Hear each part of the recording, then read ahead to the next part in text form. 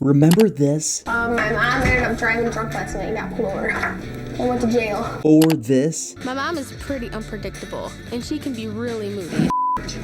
Like every mother-daughter relationship, Catelynn and her mom, April, have had their ups and downs, but what you didn't know is that their drama goes way deeper than even all the wild stuff we saw on Teen Mom. Let's start by looking at one of the weirder incidents that happened between them. So how strange was it? Well, April once tried to sell out Catelynn, her own daughter, in a really disturbing way. So believe it or not, it all started when Catelynn and Tyler placed their first daughter up for adoption. Giving Carly up was very difficult, but probably the best decision under the circumstances. But instead of being supportive, April acted in some pretty messed up ways. Not only was she extremely upset by the decision, she was so angry about it that she started fights with Catelynn all the time. So having a substance abusing mom not supporting your major emotional decision is pretty bad. But if you think that's bad, what she did a few years later was truly unbelievable. Because in 2012, In Touch magazine published a shocking cover story about Catelynn and Tyler, and the article claimed that the couple was super excited. And why?